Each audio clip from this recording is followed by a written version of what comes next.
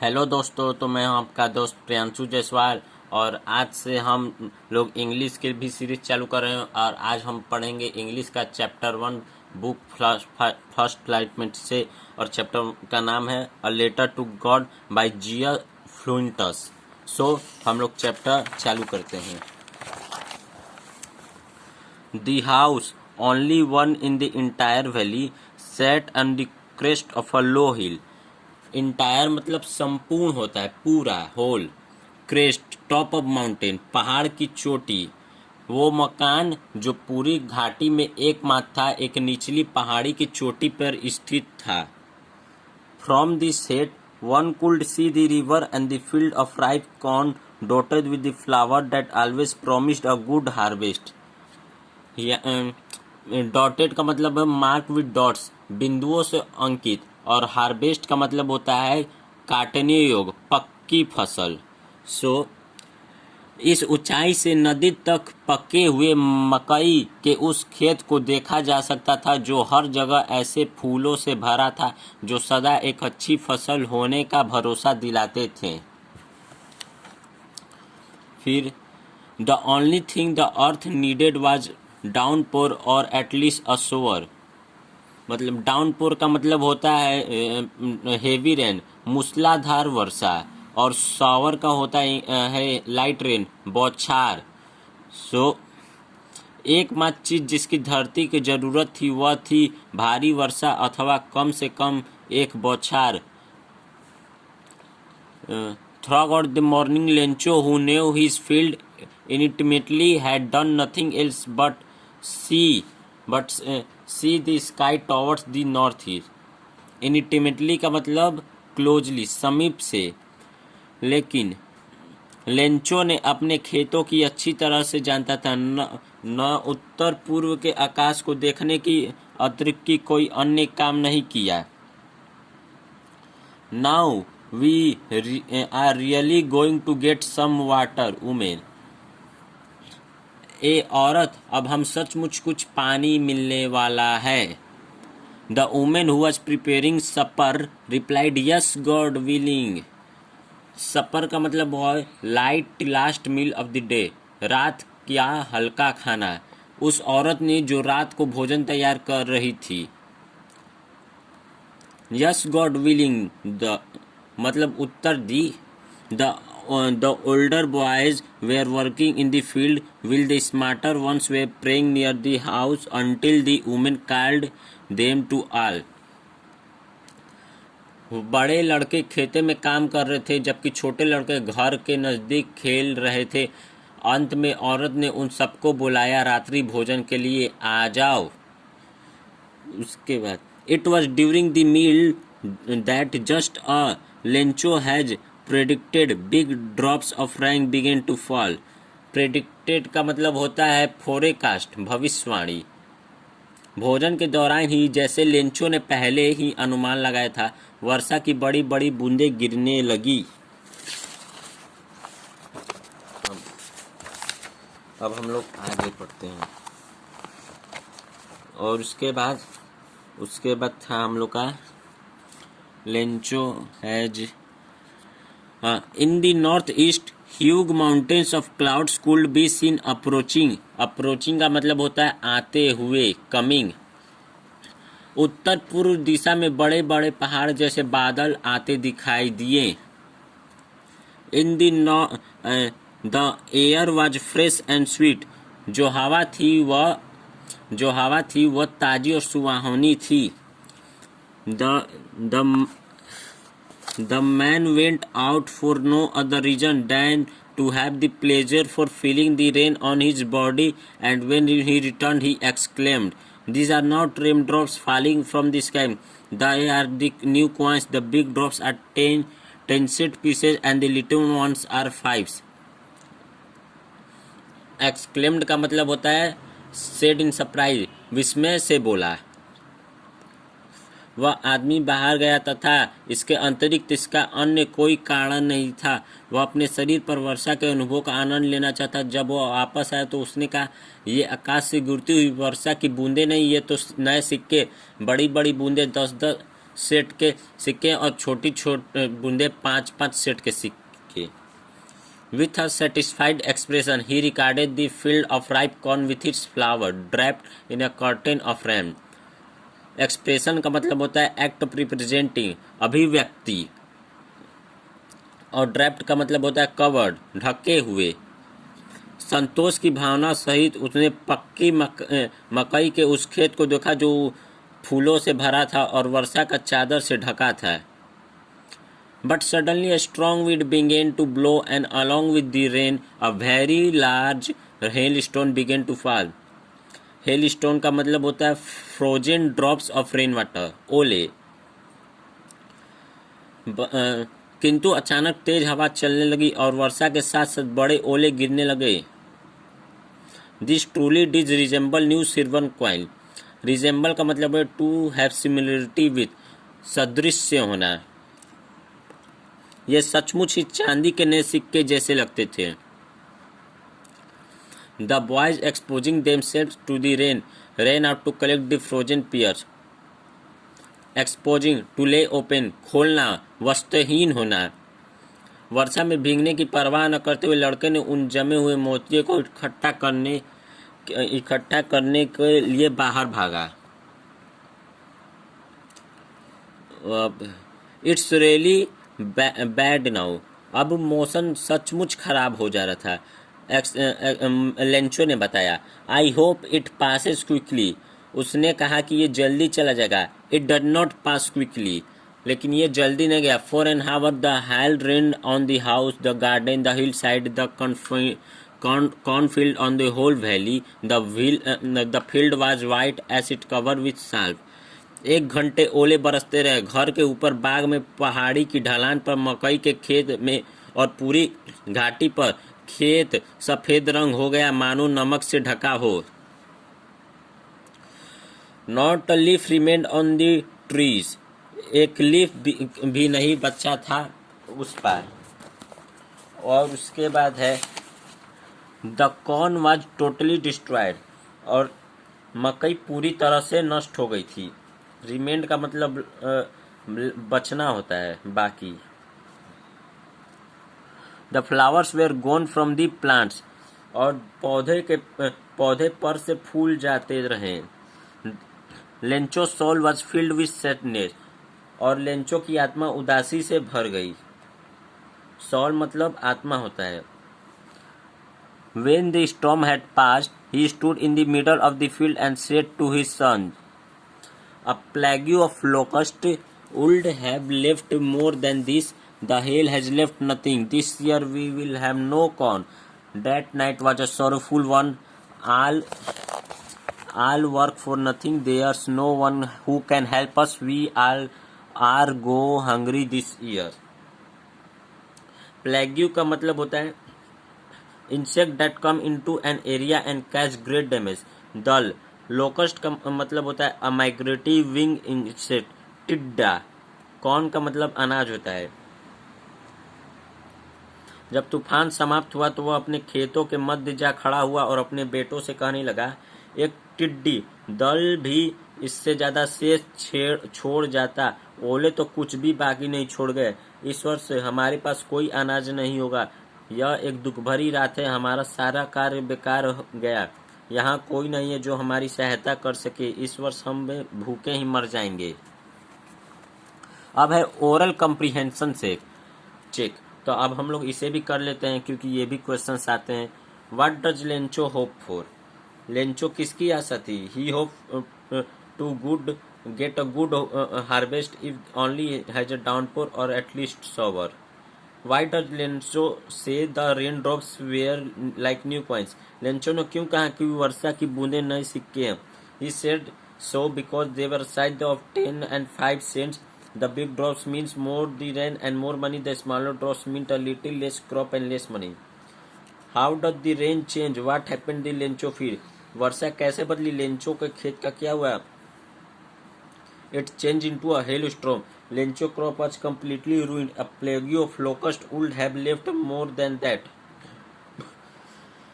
What were Lencho's feeling when the hail stopped? और जब उल्कापात समाप्त हुआ तो लेंचो की क्या भावना थी? He was sad, rather frustrated. All his labor has gone waste. But in the hearts of all who lived in the solitary house in the middle of the valley, there was a single hope, help from God. Solitary मतलब होता है lonely, single, अकेला. परंतु उन सभी के दिल में जो घाटी के मध्यम अकेले घर में रहते थे, वहां एकमात्र आशा अब भी थी, ईश्वर से मदद की आशा. Don't be so upset, even though this seems like a total loss. Remember, no one dies of hunger. Upset का मतलब होता है घबराना, और सीम्स का अपीयर्स होता है लगता है. इतने दुखी मत हो, यद्यपि ऐसा लगता है कि सब कुछ लूट गया. याद रखो, भूख से कोई नहीं मरता है. That's why they say no one hunger. तो इसलिए कहते कि भूख से कोई नहीं मरता. All through the night, Lencho talked only of his hope, the help of God, whose eyes, as he said, instructed see everything, even what is deep in one's conscience. Lencho was an ox of a man, working like an animal in the field, but still he knew how to write. The following Sunday at daybreak, he began to write a letter which he himself would carry to town and place in the mail. It was nothing less than letter to God. Word meaning मैं बता देता हूँ. थ्रॉक का मतलब till the in, अंत तक, पूरी रात. इंस्ट्रक्टेड, इम्पोर्टेड नॉलेज, शिक्षा मिली थी. Conscience, moral sense of right and wrong. अंतकरण, विवेक. Ox of a man, very hard working, बहुत परिश्रमी. Daybreak, very early in the morning, सुबह. Place in the mail, to post, डाक में डालना. पूरी रात लेंचो अपनी एकमात्र आशा के विषय में सोचता रहा, ईश्वर की सहायता के विषय में, जिसकी आंखें जैसा कि उसे सिखाया गया है सब कुछ देखती है, वह भी जो मनुष्य के अंतमरण में होता है. लेंचो बैल की भांति काम करने वाला व्यक्ति था. वह खेतों में पशु को तरह काम करता था, परंतु फिर भी उसे लिखना आता था. आगामी रविवार के दिन सुबह होते ही वह एक पत्र लिखने गया, जिसे वह स्वयं नगर ले जाकर डाक में डालना चाहता था. यह ईश्वर को लिखे गए पत्र को अंतरिक्ष कुछ नहीं था. उसके बाद God, he wrote, if you don't help me, my family and I will go hangry this year. I need 100 pesos in order to sow my field again and to live until the crops come because of the hailstorm. He wrote to God on the envelope, put the letter inside, and still Trob went to town. At the post office, he placed a stamp on the letter and dropped into the mailbox. Saw का मतलब होता है to scatter seed on earth, to grow, बीज बोना. ट्राउबल का मतलब होता है डिस्टर्ब, व्याकुल, चिंताग्रस्त. प्लेस्ड का मतलब होता है पुट, फिक्स्ड, लगाए. मेल बॉक्स का पोस्ट बॉक्स, पत्र पेटी. वह लिखता है, प्रभु, उसने लिखा, यदि आप मेरी सहायता नहीं करेंगे तो मुझे तथा मेरे परिवार को इस वर्ष भूखा रहना होगा. मुझे अपने खेत को फिर से बोने के लिए और फसल आने तक अपना गुजारा चलाने के लिए 100 पौधों की जरूरत है, क्योंकि ओलों ने हमारी सारी क्रॉप्स डिस्ट्रॉय कर दी है. ईश्वर को उसने लिफाफे में ये शब्द लिखे और पत्र को उसके अंदर डाल दिया, और जब भी चिंतित सा नगर की ओर चल दिया. डाकघर पहुंचकर उसने पत्र का पर टिकट लगाया और उसे डाक वाले डिब्बे में डाल दिया. फिर आगे है, one of the employees who was a postman and also helped the post office went to his boss longing heartily and showed him the letter to God. Longing heartily का मतलब है to have a full log, दिल खोल कर हंसता हुआ. कर्मचारियों में से एक व्यक्ति जो डाकियों के काम के में भी हाथ बटाया करता था, खूब हंसता हुआ अपने अफसर के पास गया और उसे ईश्वर का लिखा गया पत्र दिखाया. Never in his career as a postman had he known that his address. The postmaster, a fat, amiable fellow, also broke out laughing, but almost immediately he turned serious and tapping the letter on his desk, commented, "What fate! I wish I had a faith of the man who wrote this letter, starting up a correspond with God." अमिएबल का मतलब होता है friendly. Fellow का मतलब होता है person, व्यक्ति. Broke out started शुरू कर दिया, ऑलमोस्ट नियरली लगभग, कॉमेंटेड सैड कहा, कॉरेस्पेंड कम्युनिकेशन थ्रू लेटर पत्रकार। डाकिये के रूप में अपने पूरे करियर के दर उसने यह पत्र कभी नहीं देखा और सुना था। पोस्टमास्टर जो एक मोटे शरीर वाला था, सद्भावनापूर्ण व्यक्ति की भी हंसी छूट गई, किंतु तुरंत ही वह गंभीर हो गया और डेस्क के ऊपर पत्र को टपटपाते हुए कहने लगा, कैसी आस्था है, काश मुझे भी यह आदमी जैसी आस्था होती जिसने यह पत्र लिखा। इसने तो ईश्वर के साथ ही पत्र व्यवहार शुरू कर दिया। अब हम लोग आगे पढ़ते हैं। उसके बाद है, so in order to shake the writer's faith in God, the postmaster came up with an ideal answer the letter. So लेखक का ईश्वर का विश्वास न डगमाए, इसलिए पोस्टमास्टर को एक विचार सूझा, इस पत्र का उत्तर दिया जाना चाहिए। But when he opened, it was evident that to answer if he needed something more than goodwill, ink and paper. Evident का मतलब होता है क्लियर, स्पष्ट। गुडविल का मतलब होता है काइंड फीलिंग, मंगल कामना। परंतु जब उसने उसे खोला तो स्पष्ट हो गया कि इसका उत्तर देने के लिए उसे सद्भावना, कागज और स्याही की अतिरिक्त किसी अन्य चीज की भी जरूरत होगी। But he stuck to his resolution. He asked for money from his employer. He himself gave part of his salary, and several friends of his were obliged to give something for an act of charity. Stuck मतलब remained firm, ढूंढ रहा। Resolution decision, निश्चय। Obliged indebted to, कृत्य करना। Charity kindness, कृपादान। परंतु वह अपने निश्चय पर डटा रहा। उसने अपने कर्मचारियों से पैसे मांगे, स्वयं भी अपना वेतन को कुछ भाग दिया तथा उसके अनेक मित्रों ने की पुण्य के इस काम को कुछ योगदान दिया। It was impossible for him to gather together the 100 pesos, so he was able to send the farmer only a little more than half. He put the money in an envelope addressed to Lencho, and with it later containing only a single word, a signature, God. तो उसने impossible का मतलब होता है असंभव, gather मतलब collect, इकट्ठा करना, एड्रेस पुट पोस्टल एड्रेस, पत्ता लिखना, कंटेनिंग टू कंप्राइज इंक्लूड मतलब शामिल होना। उसके लिए 100 पैसे इकट्ठा करना असंभव था, इसलिए वह किसान को आधे से थोड़ा ज्यादा भेज दिया। उसने पैसों का एक लिफाफा में डाला, उस पर लेंचो का पता लिखा और उन पैसों के साथ एक पत्र रख दिया जिस पर केवल एक ही शब्द के हस्ताक्षर थे, गॉड। और इसके बाद फिर से ओरल कॉम्प्रिहेंशन चेक आ गया, सो हम फिर से इसे करते हैं। हु और what does Lencho have faith in, what does he do. Lencho की आस्था किसमें वह क्या थी, उसने क्या किया। He had full faith in the help of God, who I see even what is deep in one's conscience. So he wrote a letter to God asking him to send 100 pesos to him. He needed this money to sow the crops and live until the next crop. After writing the letter, he went to the town and himself posted it. Who read the letter? पत्र किसने पढ़ा? The postmaster read the letter. What did the postmaster do then? postmaster ने तब क्या किया? He asked money from his employees. He himself gave a part of his salary. Many of his friends also contributed in this act of charity, but he could collect only more than half of pesos. He put them in an envelope addressed to Lenson. If he had a single word of signature, God.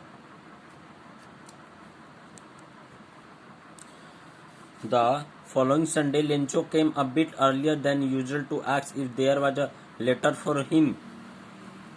So, आगामी रविवार को Lencho प्रात से कुछ पहले ही वहां पहुंच गया, यह पूछने के लिए कि क्या उसके लिए कोई पत्र है।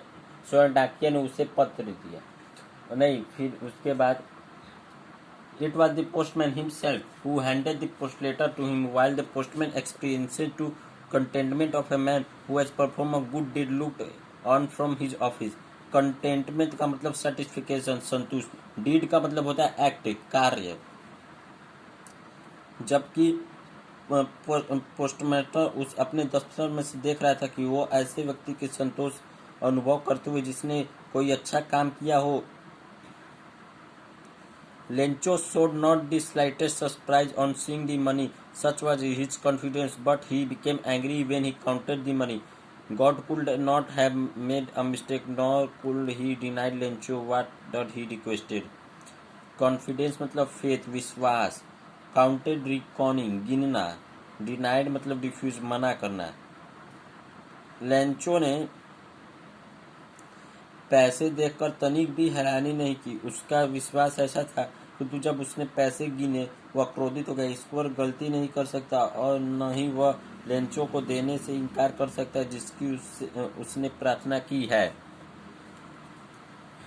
उसके बाद Immediately, Lencho went up to the window to ask for paper and ink. On the public writing table, he started to write, with much wrinkling of his brow caused by the effort he had to make to express his idea. When he finished, he went out the windows to buy a stamp which he licked and then affixed to the envelope with a blow of his fist. The moment the letter fell in the mailbox, the postmaster went to open it.